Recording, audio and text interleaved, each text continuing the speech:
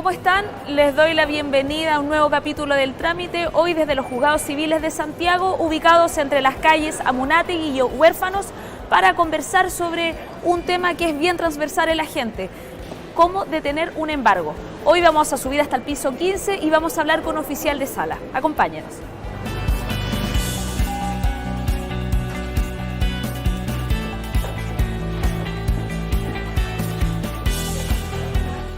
Félix, ¿qué es el embargo y cuál es la diferencia que existe con el retiro de bienes?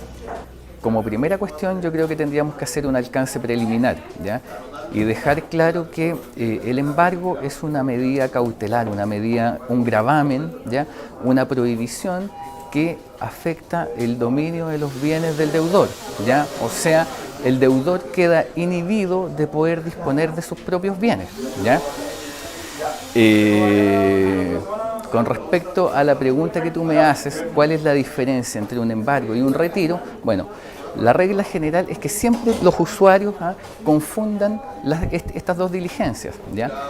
Un embargo propiamente tal consiste en que el receptor judicial va y anota las especies, hace un listado de cuáles son los bienes, ¿ya?, que son de propiedad del deudor, ¿ya? Y el retiro propiamente tal es aquella diligencia en la cual el mismo ministro de fe, o sea, el receptor judicial, que puede ser el mismo que hizo el embargo o uno diverso, ¿ya?, él va y se lleva las especies, se apropia de las especies y se las lleva ante un martillero judicial, ¿ya? Claro, él va y las deja donde un martillero judicial, que es un depositario, ¿ya? Él queda en calidad de depositario de esos bienes, ¿ya? Pero, por ejemplo, cuando la gente recibe esta notificación de las empresas de cobranzas, ¿qué es lo que debería hacer? ¿En qué debería fijarse? ¿Qué documento debería traer esta notificación? A ver, primero que todo, lo que tiene que fijarse cualquier usuario, ¿ya?, es en que una orden de embargo o un embargo se tiene que hacer previa orden del tribunal, ¿ya? Cuando a las personas le llegan estas hojas o estas notificaciones cobrándoles, diciéndoles que se les va a embargar, lo primero que ellos tienen que ver es que si a esa solicitud va acompañada o aparejada una resolución judicial, ¿ya? No basta con la sola solicitud, ¿ya? Yo puedo solicitar miles de cosas, pero el tribunal me las tiene que conceder, ¿ya? O sea, un embargo es una diligencia que siempre se hace previa orden, o sea, tiene que haber una resolución que ordene el embargo. Y en este caso, por ejemplo, la persona, el deudor en este caso, ¿tiene que venir con algún abogado? ¿Cuál es la diligencia que tienen que hacer para detenerla de alguna forma? A ver, es complejo, ¿ya? Es complejo hablar de detención de un embargo, no es algo tan fácil, ¿ya? A veces la gente cree que no sé, que detener un embargo puede ser llegar e ir a hacerse asesorar con un abogado. No es tan fácil el asunto. Estamos hablando de procesos judiciales, ¿ya? O sea, cuando hay decretado un embargo es porque la obligación está determinada, ¿ya? La persona tiene que pagar una suma de dinero, ¿ya? Y eso es un hecho prácticamente indiscutible, ¿ya? Si no se ejercieron los derechos en la etapa procesal correspondiente, ¿ya?, como lo eran oponerse a la ejecución, el embargo es una cuestión inminente que tiene por objeto después retirar los bienes y poder realizarlos finalmente. ¿Para qué? Para que con el producto del remate, ¿ya?, se pague la deuda al acreedor, ¿ya? Ahora, ¿qué se le puede decir a un usuario que se ve enfrentado a una situación como esta? Primero que todo, que hacerse asesorar por un abogado tiene un costo, ¿ya? Tiene un costo que puede ser importante, y ese costo él lo podría a lo mejor abonar a la deuda que él tiene, ¿ya?, en primer lugar, ¿ya? Detener un embargo, si una persona le dice, o cualquier persona le dice a un usuario, un abogado, le dice que va a detener un embargo, no es algo cierto, ¿ya? O sea, es difícil, como le digo, ¿no?, verse enfrentado a una situación como esa, y tampoco es tan factible poder detener un embargo, ¿ya? No es una cuestión que yo diga, oye, lo voy a detener. No, ¿ya? Tengo que yo tener prueba, para ello que acredite muchas cosas, ¿me entiendes? O sea, no es llegar y detener un embargo, ¿no? ¿Qué debiera hacer una persona que recibe esta notificación, esta cobranza de una empresa, pero que no es titular de la deuda?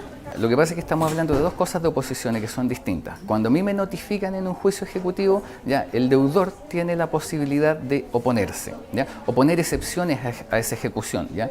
En que haya un proceso de discusión y que finalmente haya una sentencia, ¿ya? Hay una sentencia que diga, oiga, ¿sabe qué? Esta ejecución procede o no procede, en términos simples, ¿ya? Si esa ejecución no procede, el juicio va a ser favorable al deudor. Si la ejecución procede, el juicio va a ser en contra del deudor. Pero ese es un derecho que tienen todos los deudores, ¿ya? De poder oponerse a la ejecución. Otra cosa distinta, ¿ya? Es cuando a una persona le embargan bienes, ¿ya? Y esa persona le embargan bienes que no son del deudor, ¿ya? A mí me están embargando bienes sin yo tener suerte que tocar en ese juicio, ¿ya?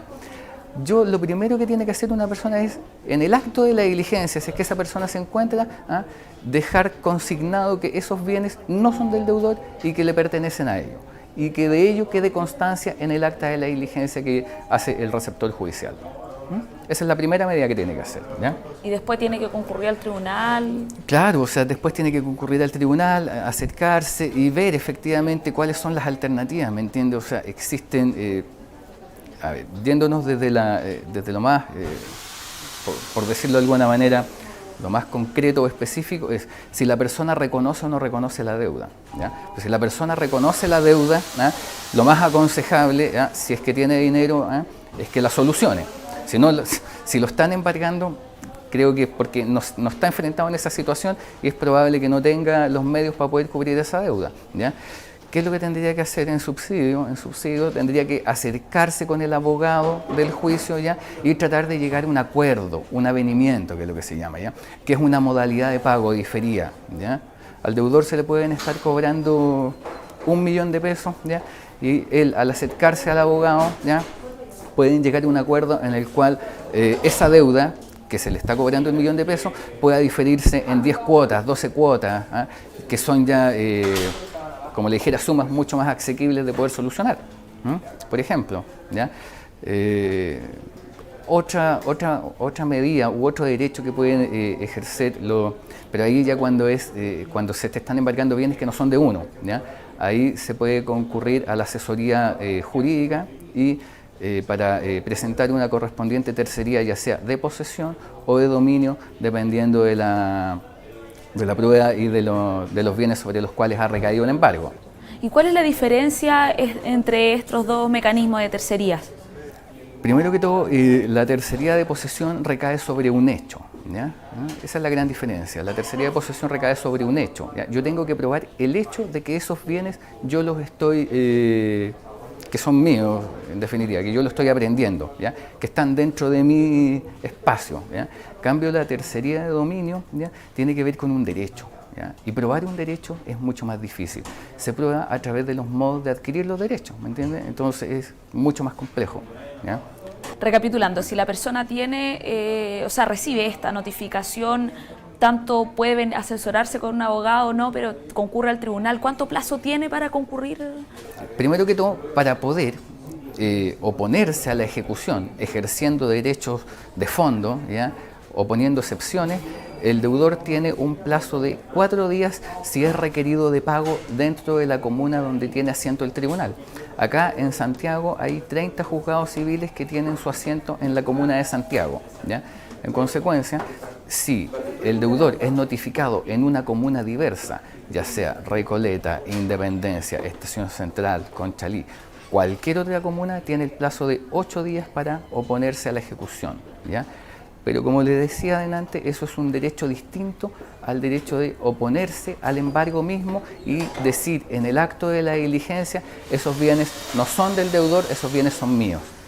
Félix, para terminar, ¿cuál es el consejo que le entregan usted aquí en el tribunal, por ejemplo, a las personas que estén sufriendo hoy día o que estén viviendo esta situación de embargo? A ver, como le decía, cuando estamos enfrentados ya a un embargo, a un proceso judicial, es prácticamente inminente después un retiro de bienes y un remate de bienes, ¿ya? Y creo yo que el mejor consejo o sugerencia que se le puede decir a una persona es para prevenir, en vez de decirles alguna sugerencia que puedan utilizar a post. La idea es prevenir, o sea, tratar de no endeudarse, Creo que eso, no endeudarse indiscriminadamente, creo que esa es la mejor medida que podrían tomar. O sea, ser conscientes consigo mismo, la tarjeta, destruirla a lo mejor, no endeudarse más allá de lo que se pueda, porque enfrentados a un proceso judicial, después de un embargo, un retiro es prácticamente inminente y un remate de bienes, y eso realmente tiene un costo tremendo, o sea, no solo para el deudor, para su familia, para su círculo, puede perder hasta el trabajo, es tremendo en verdad, o sea, hay un costo tremendamente emocional. Imagino que este trámite también tiene costos para los funcionarios que trabajan aquí en el tribunal, porque los juicios ejecutivos corresponden también a un alto volumen de las causas que se ven hoy día en tribunales civiles. Evidente, o sea, hay un recargo tremendo en cuanto a lo que es la labor de los tribunales, o sea, estamos hablando que la mayor cantidad de juicios que se ventilan en un juzgado son juicios ejecutivos, de cobranza, entre comillas, ¿ya? En las cuales se está requiriendo el pago de una obligación de dinero, ¿ya?